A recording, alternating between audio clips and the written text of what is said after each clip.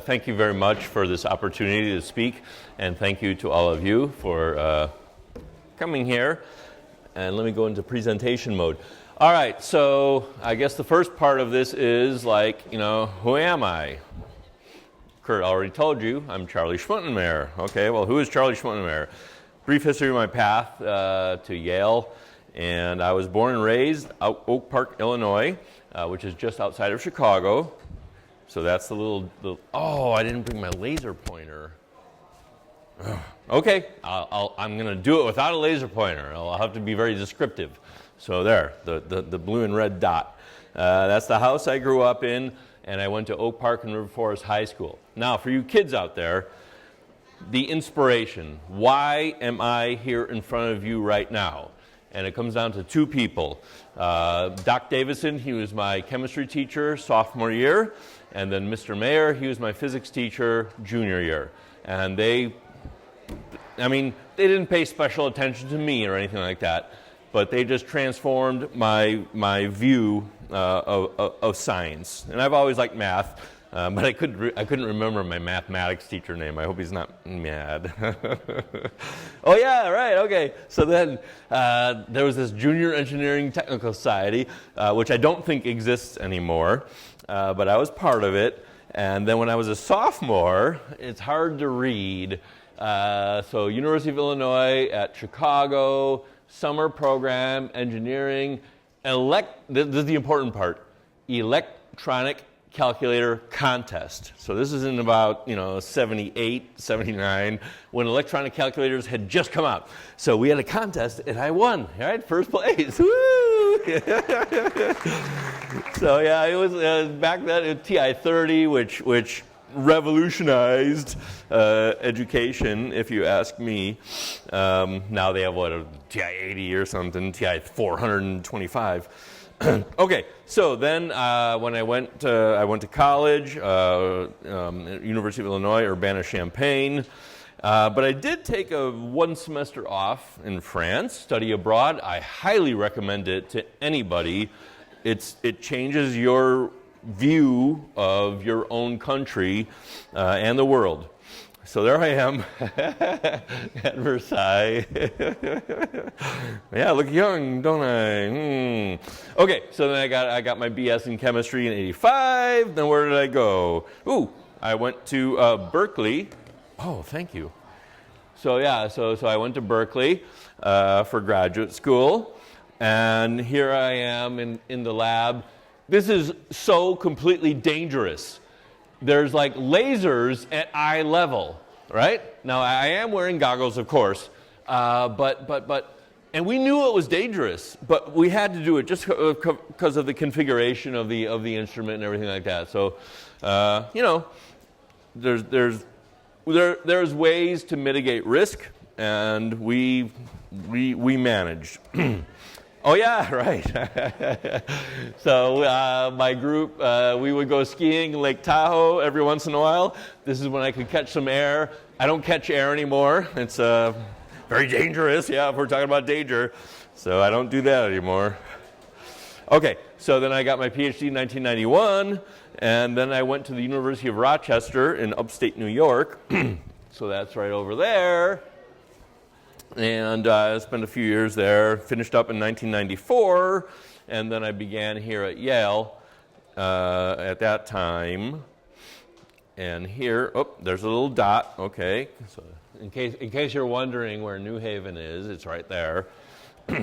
And this is my lab. I think I might show this again later on. But I do experimental physical chemistry. So it's a lot of lasers. It's not test tubes and beakers and Bunsen burners.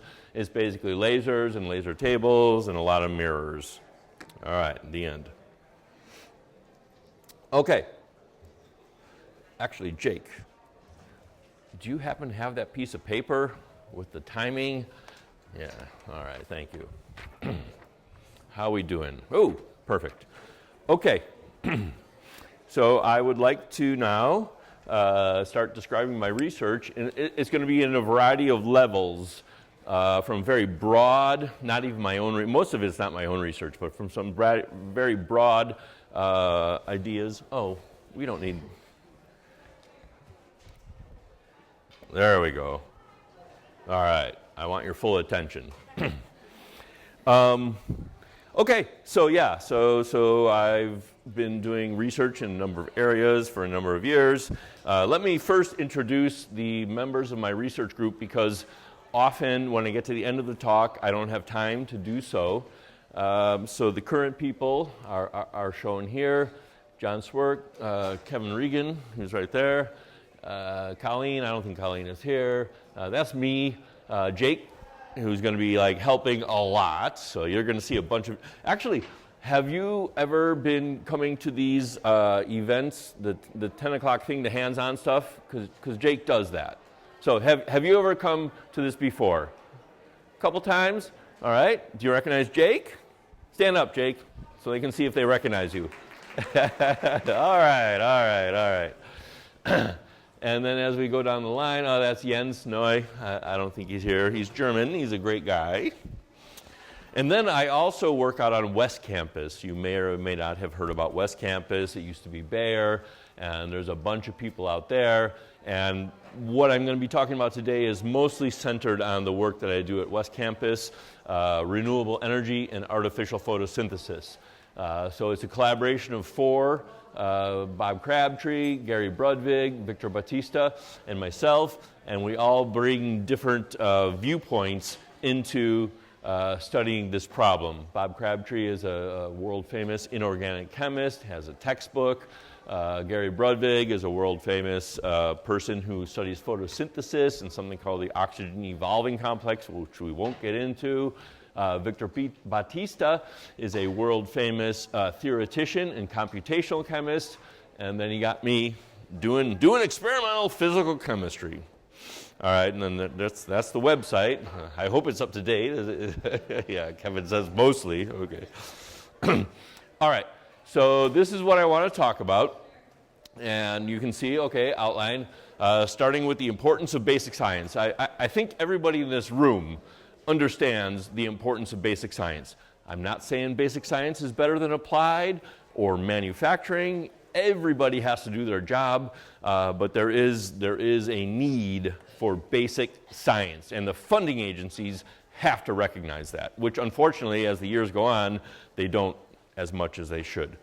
And then I'll move, so that's very global, very, very broad observations. Then I will talk about the idea of renewable energy. That won't take so long. Basically, we need to get away from carbon-based fuels, and then I'll kind of start to motivate my own research, talk about artificial photosynthesis. So as the name implies, it's kind of like photosynthesis, but it's not exactly. So I'll talk about that. Oh, Charlotte. She must be very happy. Yeah. All right, and then I'll start talking about spectroscopy, and I think you've heard about spectroscopy in the past. In this particular series of lectures, I see Professor Vaccaro up there, and he did some nice spectroscopy demonstrations. So I won't be able to reproduce that, but I'll at least introduce you to it. And then this idea of conductivity. Conductivity is really important for the type of work that I do to contribute to the collaboration on artificial photosynthesis. So let's get there when we get there. So basically, this broad, very super broad, kind of broad, still a bit broad, getting a little bit more narrow, somewhat more narrow, and then like really, really narrow. All right, start at the top. Here we go, the importance of basic science research. Let's think about it. The laser, light amplification by stimulated emission of radiation. I'm using one right here. You use one. Every time you go to the grocery store, you use one. And this came out in the late 50s. It was developed. And here's a lab notebook page from Gordon Gould. And, the funding for this was just like, oh, this is interesting. They used to have the maser, the microwave amplification, blah, blah, and let's push it into the optical region of the spectrum. And, nobody knew that there was going to be laser pointers and department store scanners. Another one, magnetic resonance imaging, MRI. So this is based on something called nuclear magnetic resonance. And I don't know if Professor Zilm happens to be here at this very moment. Apparently not. But he's an NMR guy. But to make it more palatable to the general public, they wanted to get nuclear out of the name, all right? But also, it is more descriptive to talk about magnetic resonance imaging. And I think everyone's familiar with that. So NMR itself was first discovered in, 38, and then followed up in 46. And here is like one of the original figures. This is from Bloch's paper in 46. Original figures of the absorption of water as a function of magnetic field in that region of the spectrum. Okay, now fast forward, 46, I don't know, about 50 years or thereabouts, and now we have this. We have MRI imaging. It's an amazing tool that doctors can use. And it's all completely based, this would not have existed if it wasn't for the basic science that established the fact that you can change the resonant absorption frequencies of molecules when you apply a magnetic field. All right, last one. This is going to be quick. Last one is the global positioning system. So we all have that, right? We carry around our phones, so we may or may not be broadcasting our position depending on our security settings. But so this is based, the fact that this works is based on special relativity and general relativity. So according to special relativity, in 1905, this is Einstein. Do you think Einstein really was thinking about cell phones when he was doing this? Anyone? Did anyone think that? No, I don't think so. Okay, so it turns out that when you're moving really fast, clocks tick slightly slower. When you're in Earth orbit, that's only about 18,000, miles per, I can't remember, 18,000 miles per second, I think it is. Anyway, you're not moving that close to the speed of light. But anyway, your clocks tick a little bit slower. On the other hand, when you are above the surface of the Earth, gravity is a bit smaller, and then actually clocks tick a bit faster, all right? So this is general relativity, all right? So you put the two of them together, and it turns out, 45 minus 7 equals 38. And in order to know your location on the Earth, you need time accuracy of a few nanoseconds. So it takes, for light to go this far, 1 foot or 30 centimeters, takes about a nanosecond.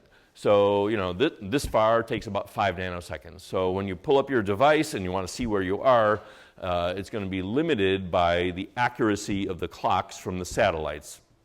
So anyway, if you did not account for that, you would soon, your device would soon not know where you are. And there we go. All right, there's my device, Samsung. I don't know if I dare say this. I'm not an eye person. I don't like eye stuff. But you're okay. If you're an eye person, Kevin is, it's okay. I accept your decision, but I disagree with it. Okay, need for renewable energy. Yeah, okay. So here we go. This list was compiled by Richard Smalley. Won the Nobel Prize in about, 2008 or something like that, or maybe even before this. Unfortunately, he passed away, but he did make this list. And there's a bunch of really important stuff on this list. Energy, water, you got to have drinkable, clean water. And you have to have food, and then there's the environment, poverty, and then war, and all this stuff. These are all problems. But if you ask me, and I think if you were to ask Rick Smalley, if we have abundant energy, then a lot of these problems go away. Not all, but a lot. For example, water. If we have really inexpensive energy, you can desalinate water. If you have carbon-free energy, the environment is going to be better. You're never going to stop terrorism and war, so maybe we should take that off the list. That's a human thing. Okay. This is the United States. and the breakdown of energy sources, and it's mostly carbon-based. Yeah, we have petroleum, natural gas, I think that says oil, but I can't really tell, nuclear. I used to be very anti-nuclear, but I'm not anymore, just so you know. There is the problem of the waste. If we could get rid of that, we'd be okay.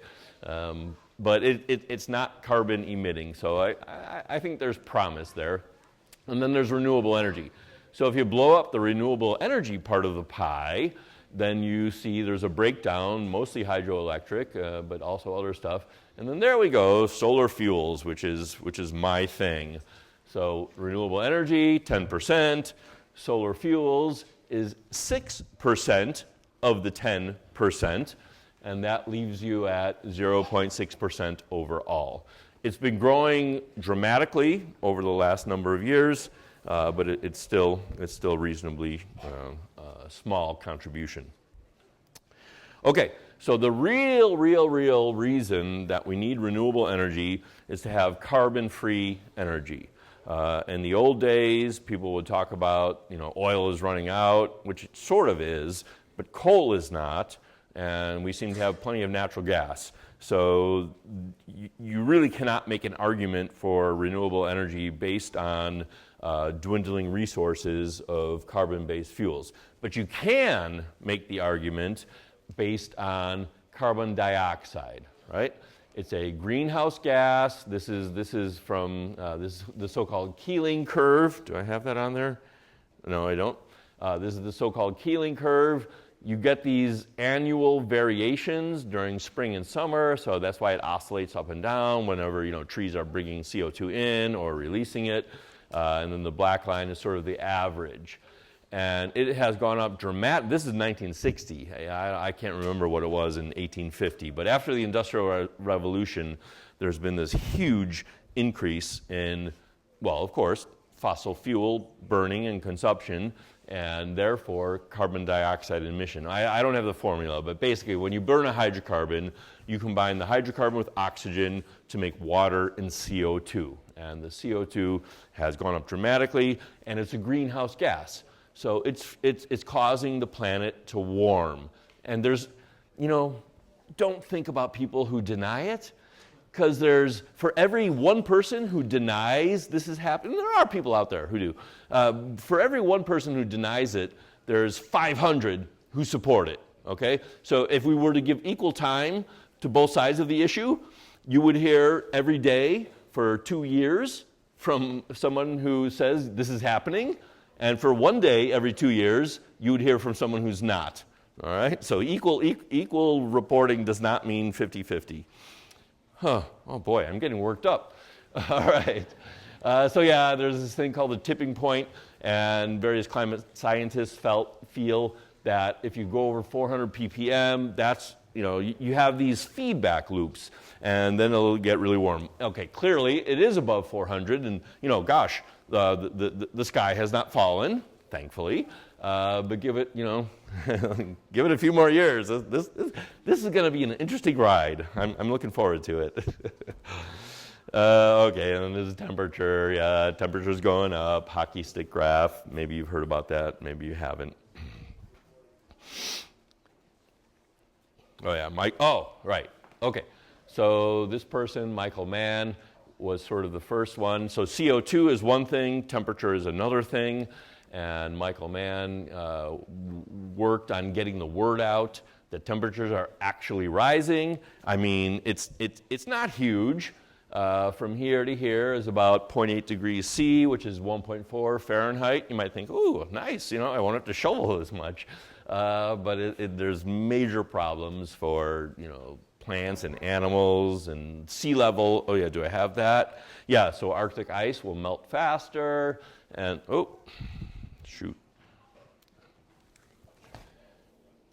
Okay, and then not only will the Arctic ice melt, which puts water into the oceans, but when the temperature of the oceans increase, water expands as it gets hotter. And that's actually going to be a larger contribution to issues. And then finally, getting back to Michael Mann, he was just skewered by various think tanks and climate deniers and people like that. I don't know that he's still working for the government anymore. I mean, he was not allowed to go give talks on any of this stuff. And it's a common theme when various large institutions are trying to suppress something, like that smoking causes cancer. I mean, does anybody here believe that smoking does not cause cancer? Anyone? Anyone? All right, well, if I asked that question in 1958, about half of you would say, no, it does not. But now we know that it does, and there was this huge push to suppress that, and we're seeing the same thing with climate change and global warming. Okay, well, enough depression for for a while. Let me talk about artificial photosynthesis, and now I'm getting, again, I started really broad and getting closer and closer and closer to the research that I do. So artificial photosynthesis, well, all right, so you have, like all the plants outside and around us, they take sunlight, and there's a leaf that has this very complicated mechanism, and then they take CO2 and water, CO2 from the air, water from the rain, and then that converts it into oxygen, which is good for us, because we breathe oxygen, and then sugars, which then, sugars themselves can be burned, but a plant will then convert them into other things like wood or something. Okay, so that's the inspiration, super complicated.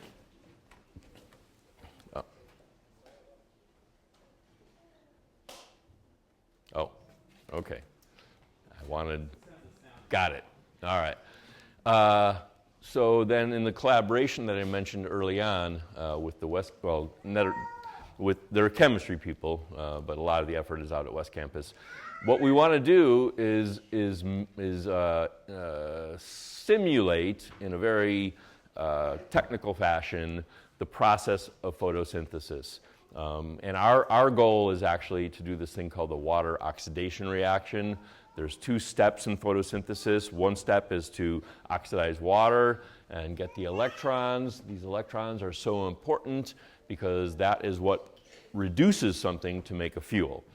So you have to have both. But our collaboration is all about the water oxidation, and we want to have a catalyst, and then the catalyst itself does not absorb in the visible region of the spectrum, so we need a linker molecule, a strong dye, a chromophore that absorbs quite a lot, and then that all has to be anchored onto a nanoparticle surface. The reason we have to use nanoparticles is because they have a very, very, very high surface area. Right, like 1 gram of nanoparticles, which is, I don't know, just a little bit like that, would have 50 square meters of surface area. All right, okay, this is a little bit closer. Natural photosynthesis, it works for sure. And then this is we call it bio-inspired. It's not biomimetic. Biomimetic would be that we're trying to mimic biology and create some sort of a membrane protein thing. We're not doing that. We are inspired by the fact that this can be done, right? We know that it can be done. Oh, all right. Well, I was supposed to have here that it works, but it's super complicated. And then here, that unfortunately, at this point in time, it doesn't really work. We're getting there. It sort of works, but it's very simple.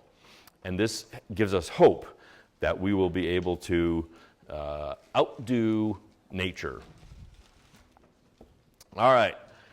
So on more than one occasion, people have come up to me, or seminar speakers when we go out to dinner or something like that. They say to me, well, how can you ever outdo nature, right? Nature's been doing photosynthesis for 3 billion years, right? So how are you going to do better? Well, keep in mind that natural photosynthesis evolved for the plants to stay alive. It can be in, drought conditions. It can be in super rainy conditions. It can be in any kind of conditions that you can imagine. The whole idea of evolution is that the plant stays alive. The plants are not here to grow a lot of wood for us to burn and use as energy. Okay, so I like to make this analogy between airplanes and birds. So at the mid to late 1800s, people wanted to fly. You see birds flying. They do it pretty easily, and they zip around, and they're birds. So some of the early attempts at flight mimicked birds, right? You had these flapping wings, and of course, you've probably seen videos of this. They don't go anywhere. Here, this is interesting. So again, flapping wings, because birds have wings that flap. So why not? So this guy, it was called an ornithrope, powered by a steam engine. So it's like, what's the heaviest thing in the world you can think of? It's a steam engine. So unfortunately, it did not fly. Oh, damn. All right. So then, Kitty Hawk, I don't know if any of you have ever been to Kitty Hawk, but we went there once, and it was a fascinating, there's a it's a national park, and heard a great lecture. This is not, I just got this off the internet, but the idea was that they showed that you could have powered flight. And that was revolutionary, right? That was in 1903. People had been doing the bird flapping stuff for a long time. People have been doing gliders for a long time. But they were able to show that you could have sustained flight. And there was two enabling technologies. One was the internal combustion engine. I'm sure you've heard about them, in the bicycle shop in Ohio. And then they would tinker on the engine. But the internal combustion engine was able to provide enough power compared to its mass that it actually would allow you to fly. The other thing is mastering yaw.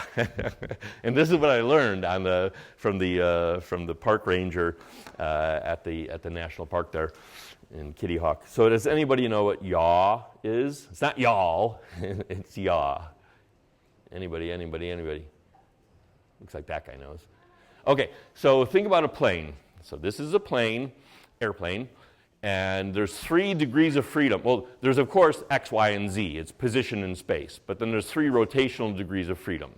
So if you're going up and down, that's the pitch. If you're going this way and that way, that's the roll. And if you're kind of scooting around this way and that way, that's the yaw. And that was the one that nobody could figure out how to make stable. So they would be flying these planes, and then they would go like that, and then just go out of control. So that was critical for human flight. All right, so then we got this. I'm showing, I like to show Argentinian airlines because my collaborator, Victor Batista, who I mentioned earlier, is from Argentina. But the real point is, if you want to go to Argentina, will you take a jet plane or will you be a bird? If you're a bird, it's going to take you a couple of months. If you're on a big 747 or whatever, it's going to take you, I don't know what it takes, 7 hours or something like that. So yes, planes are not as maneuverable as birds, fine. But if your goal is to go 3,000 miles or whatever, then you're better off on a plane than being a bird. So that's what's inspiring us, that we can actually do better than photosynthesis with our artificial photosynthesis. All right, spectroscopy. Okay, so now we need to show the spectroscopy demo. See how this works. I have a number of demos. Some might not work, that's the way life goes.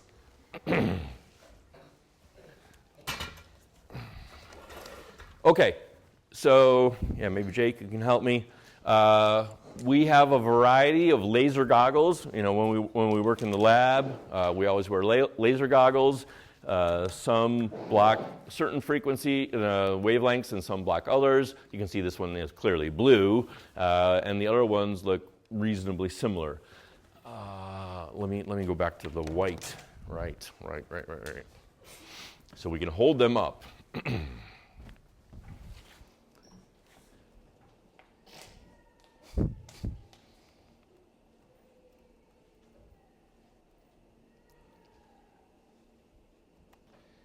Yeah, I actually had already done this, but I don't know where it is.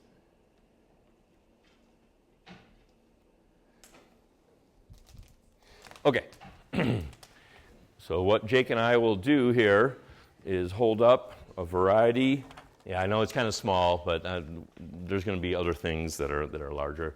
So here, if you just look at these three, they all look pretty similar, but you can see that there are differences in the amount of light transmitted. And then the blue one is very different, all right? Okay, so that's a very qualitative way of thinking about color, and this topic of spectroscopy is to motivate how you can learn about different materials based on the colors that they're absorbing. All right. Oh, right. Okay, so the next thing, I do need the black screen. Okay, so the next thing is to use the flashlight. Where's it? Yeah, here we go. All right, so I got this flashlight thing, and you can focus it. So this is something called a diffraction grating, and, oh, we should try, okay, Kevin, hit the lights, man. Yeah, I know. Okay, so that's, the rainbow, the visible region of the spectrum. So Jake. Yeah. I think it'll be, oh, sorry. Yeah.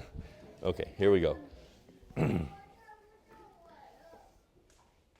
Okay. All right, so why don't you put in some different laser goggles. Okay, I'll try to hold still.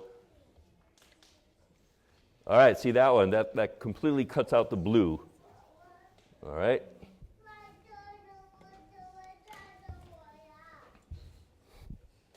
All right, let's see, look at that one. It cuts out the red. Those must be the blue ones.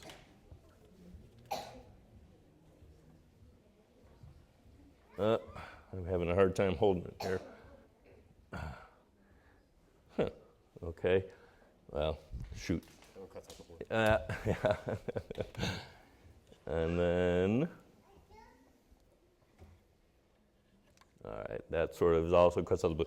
Okay, so the idea is, all right, lights, thank you.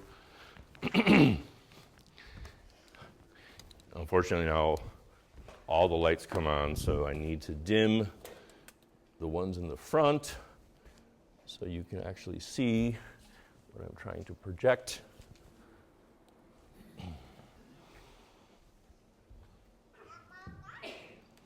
Okay, so what I'm showing now here, it's the same, set of goggles. You'll see a few of these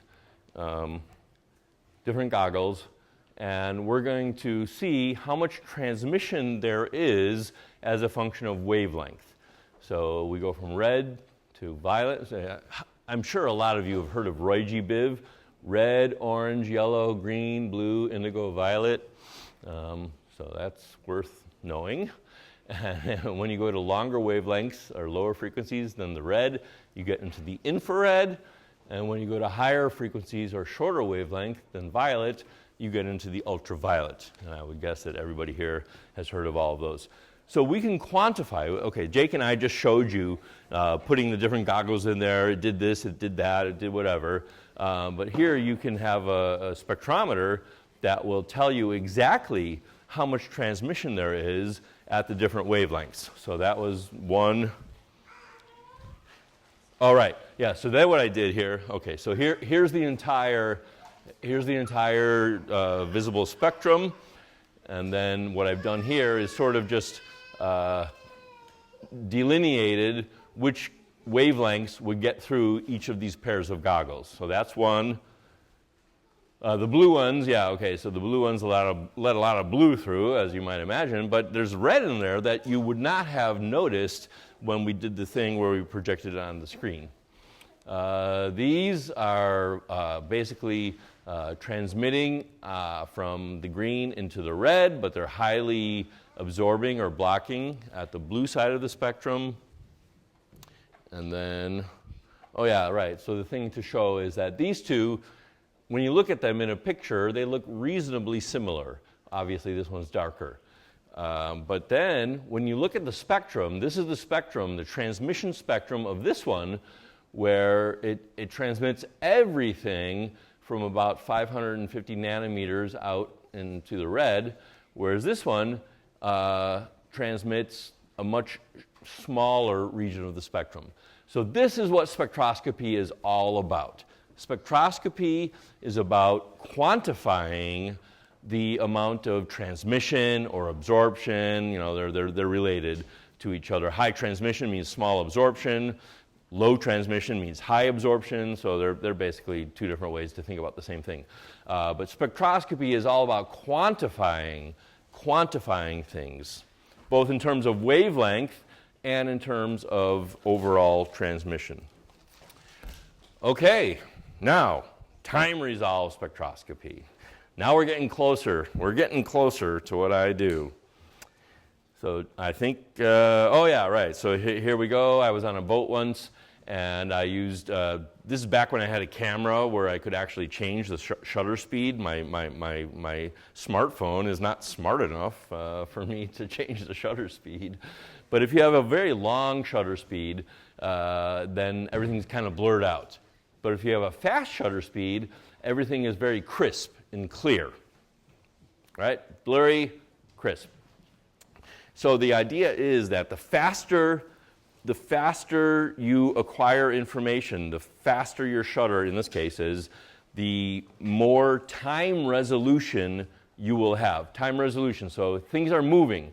So as a function of time, they get blurry, and here you capture them in a much shorter amount of time, and they're nice and crisp. Okay, well, given the time constraints here, let me. Okay, really quick. 1872. This is just after the camera came out. The camera was first developed, I don't know, in about 1850, 1855, something like that. So this guy, Muybridge, was an early adopter, and there was a huge debate in 1872. When a horse is galloping, does it ever have all four of its hooves off the ground? That was the debate. And a lot of people said it didn't, a lot of people said. So then Stanford, Leland Stanford, you might have heard of Stanford University, and he was also governor of California, that guy. He put up $42,000 to settle this question. So Muybridge came in, set up 12 cameras. This is not a movie, even though it looks, you know, the website made it look like a movie. But it was 12 separate cameras as the horse galloped along, and then you see right there that it has all four hooves off the ground at the same time.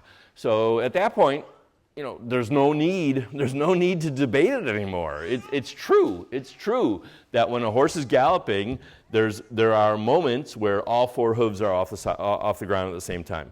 So then the last thing on this one is $42,000, 146 years ago. That would be the equivalent of $3 million. It's not cheap, but you know, Bill and Melinda Gates will fund research at this sort of level. So it's not outrageous. Okay, demo time. Rubber bands. Now you only need one rubber band for every other person. This is going to be a team. This is a team event. So two people, one rubber band. Okay, so what you need to do, unfortunately I don't have one. Do you have one? Thank you. This is Denzel, my grandson. Okay. So what we'll do, you'll take turns. One of you will stretch it out, and the other one using two fingers. You want to imitate what's on the screen there. Two fingers, kind of boing it, and then observe the shape of the rubber band. So here we go. Right. One more time. Two fingers. And keep your eye on it. It happens really fast. Really fast. And then take turns. So you can hold it, and then here Jake can hold it, and I'll boing it. All right.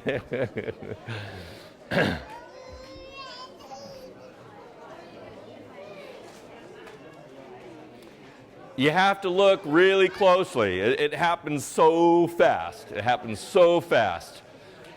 So look very closely.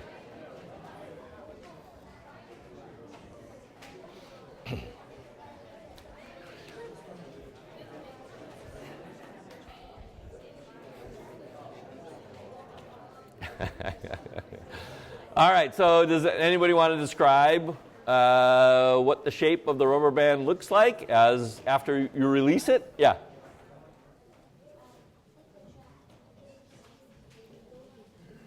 I can't hear you. What?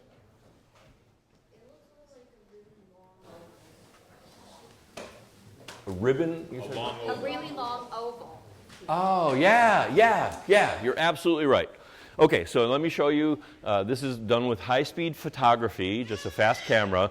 And these pictures were actually taken by a high school student. So those of you who are in or near high school, this is something you might want to try at some point. So there it is before releasing it. And then after releasing it, it does, yes, you're right, it does start to look like an oval, but surprisingly, it still maintains a little bit of the shape that it had before you released it, right? It's not a perfect oval just yet. And that's the thing that your eye just can't pick up. And then it flips back down, that's the red one. You can still see a little bit of structure in the shape of the rubber band as it boings down. But finally, the green one is when it goes back up, and now it's quite smooth. So the point of that was to demonstrate that things happen faster than you can perceive with your eyes. And therefore, you have to come up with experiments that will allow you to gather information on a much faster time scale. Oh, yeah, that's it. Okay, so here, Edgerton, he was at MIT in the 40s. So what he did, instead of using a camera that had fast, shutter speeds, he would use a strobe light. So he would have a camera where the shutter was open all the time. And he would put this person into a dark room so it wouldn't expose the film. And then as the person started their golf swing, it would trigger the strobe light to therefore, actually I guess it would go this way, therefore give you an image of where the golf club was every few, maybe 100 microseconds or 10 microseconds. So to get to shorter time scales, you can't use shutter speeds. You have to use pulses of light, strobe lights. All right, now we have a demo.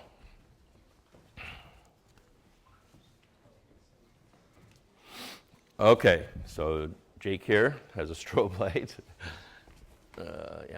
It's too bright. Okay, maybe I should stand here.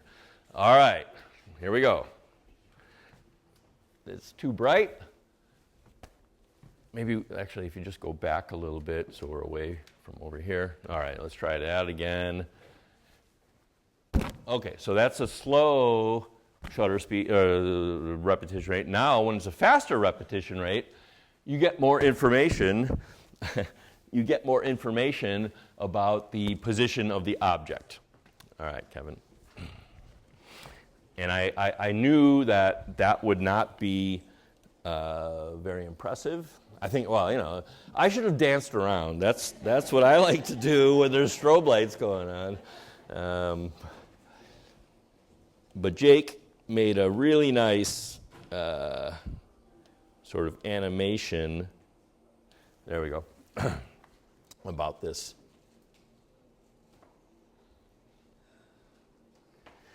Okay, so this animation depicts something happening at different strobe light repetition rate. We're going to start slow, and then go medium, and then go fast. So if you have a very slow repetition rate, here's what you might see.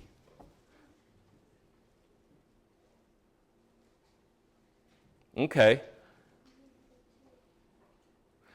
So what did that look like? You're too far ahead of me. Nobody heard that. It looked like a ball going back and forth, and did it not? Damn. All right, so if we do a little bit faster, then you get more information, because you don't just see it at the two extremes, but you see there's something going on in the middle. and then you speed up the flash rate a little bit more, and now, yes, you see that it's a pendulum. And finally,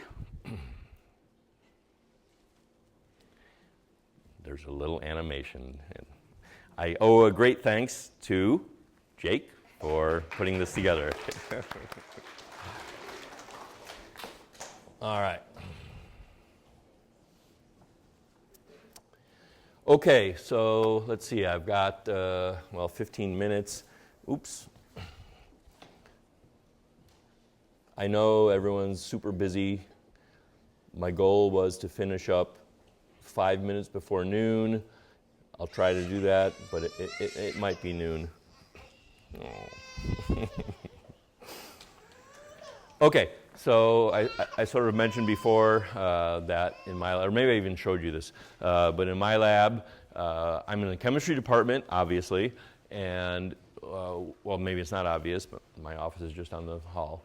But I don't mix things together with beakers and test tubes. Not that there's anything wrong with doing that. We need people who do that. But in my lab, it's lasers and mirrors and metal tables, and somewhere, buried in here is a little cuvette or a little sample that we're doing some sort of spectroscopy on.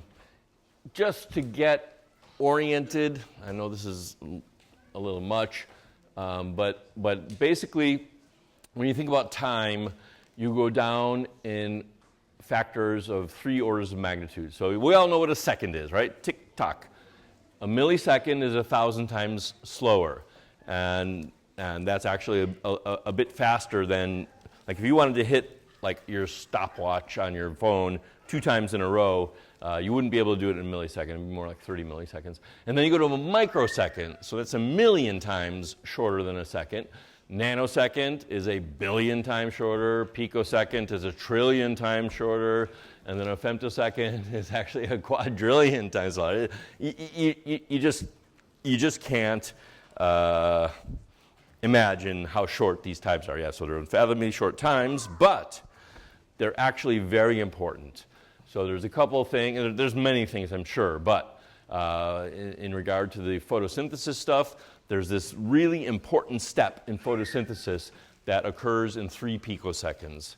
And then also in vision, when photons come into your eye, they excite retinal, and it undergoes a shape change and isomerization that happens in 300 femtoseconds. And then, that cascades to triggering various nerves. I don't know. I don't know anything about biology. But at some point, you get a signal in your brain from the light hitting your eye. But the whole thing happens in 300 femtoseconds. Okay, so what we do when we're doing time-resolved spectroscopy is we're take, quote, pictures of a system after perturbing it. Now, the pictures are not like photos. They're not like the animation I showed of the pendulum. They're not actual photos. But instead, what we do is we measure the spectrum after photoexciting the material. So here might be the absorption spectrum. This is the blue goggles prior to photoexcitation. And then after photoexcitation, let time go on. I'm not saying blue goggles are going to turn into orange goggles, but if you're looking at a molecular system, the absorption spectrum can change dramatically from when you photoexcite the material until you probe and measure the absorption spectrum. So that's the general idea. I can skip delay lines. It takes light 1 nanosecond to go this far, so you do this deal where you split the light into 2 paths. One path is fixed, one path is on a movable mirror. If you make the mirror move farther and farther apart, then the arrival time of the pulse here, pulse B, occurs later and later and later. Okay, so conductivity. So the type of work that I do involves conductivity of electrons in a variety of semiconductors. So there's the Drude model. Don't worry, I'm not going to torture you. So the big deal here is that sigma is the conductivity. And in my group, though, we go beyond the Drude model, and there's the Drude-Smith model. Ooh, wow, crazy, there's another term. And sometimes even that is not enough. So then we use the extended Drude-Smith model with this additional, and Kevin's an expert on that. So yeah, don't worry about it. Here we go. All right. Yeah, no need to worry about it. This is the important stuff, that conductivity is equal to the product of mobility and concentration. And we're going to demonstrate this, Jake is going to demonstrate this with salt solutions. Even though when we do our measurements, it's electrons, charged particles are charged particles. So before we get started, let me just show you. If you have a low concentration, then you'll have some amount of conductivity. If you have a high concentration, you have a lot more ions, so you're going to have a lot higher conductivity. Similarly, that's one term. That's the concentration term. The other term is the mobility, how easy it is for the ions to move through the solution. So if you have very small ions, the fact is that they tend to move very slowly, whereas if you have large ions, they move much easier. So we're going to show some salt solutions, sodium chloride, lithium chloride, potassium chloride, and you'll be able to see the differences. All right, yes, show conductivity demos. That's where we are. Okay, Jake. You still have the microphone.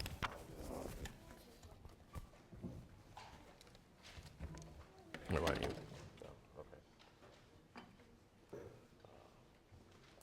Oh, okay. All right, I'll be the announcer. So here's my assistant, Jacob Spies. Okay, so what we have here, we were going to do the document camera, right?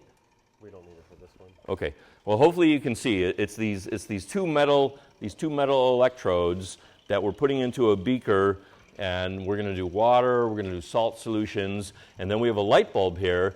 And the higher the conductivity, either due to mobility or concentration, the higher the conductivity, the brighter the light bulb will shine. Okay. All right, so what do we have here? So this is just pure water. Pure water. Nothing in it. All right. Like out of the faucet. And Okay, no conductivity. no conductivity because there's nothing in it. So we see no light. But then we add a little bit of salt.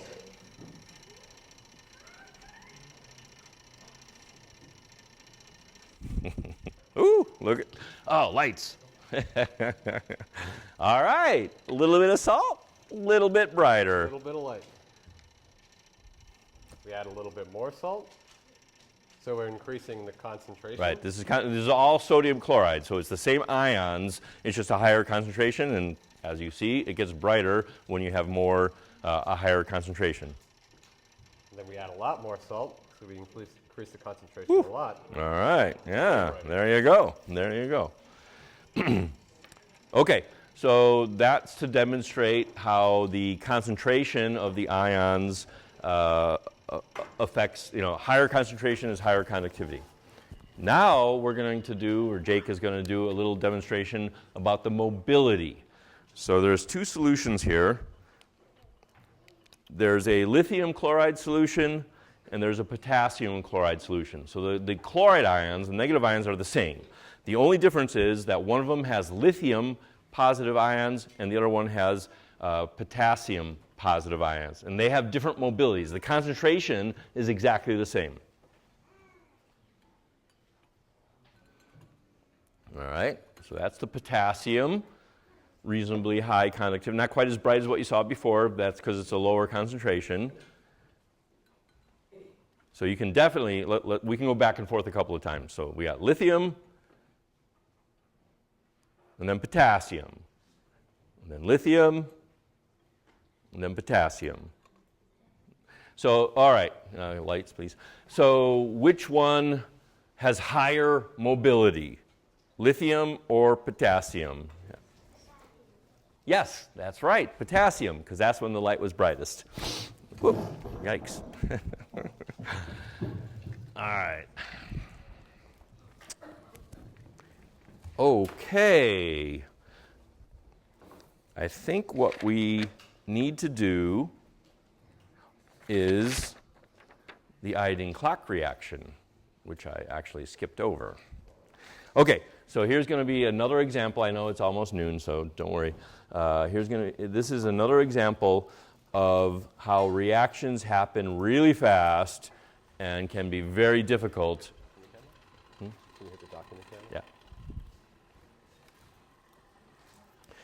And can be very difficult to observe with your own eyes. Whoops. Okay, so Jake has a beaker here with a stirrer. Unfortunately, the auto contrast is a little bit difficult to see, but he's going to mix two solutions together. It's called the iodine clock reaction, and it has the property that it starts out clear and then becomes deep, deep, deep blue within a fraction of a second. So it might be better. Yeah, it might be better to turn that off if you can see. All right.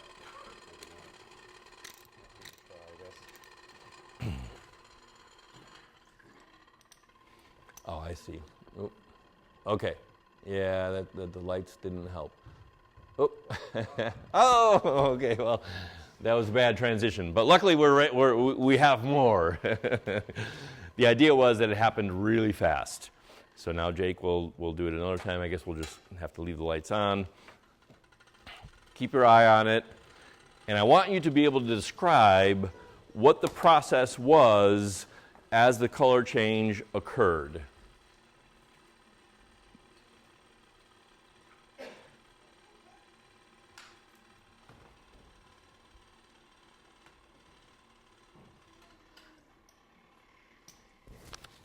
Okay, clear, clear, clear, clear, clear, clear, clear, clear. Oh, blue.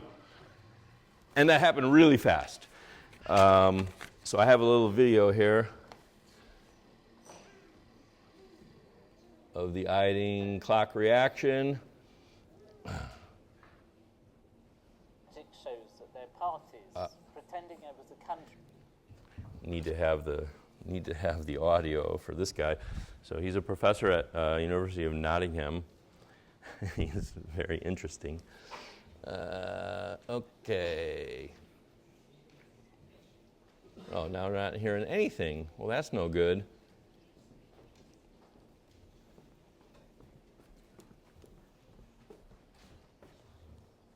Yeah. Oh, well. That's the way it goes. So, oh, and I'm not even showing it. Maybe that's the problem.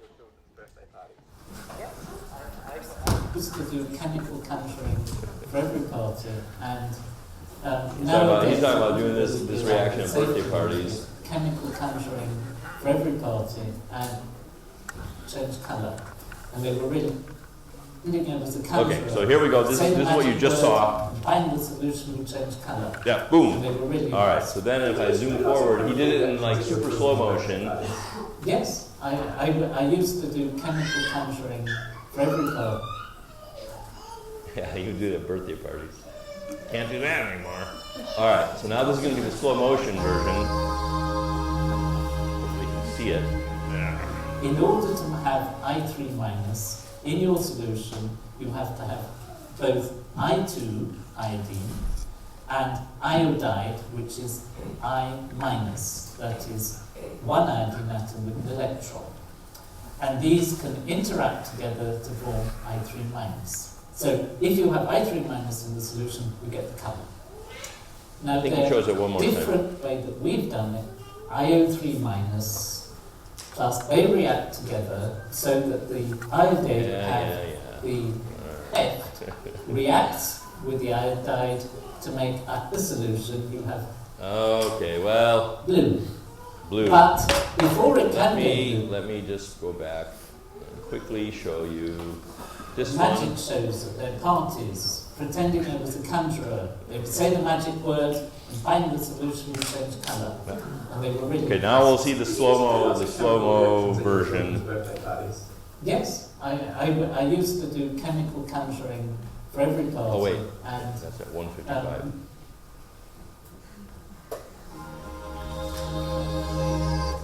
minus, then Here we go. it interacts, and even a low concentration will give you a very intense colour.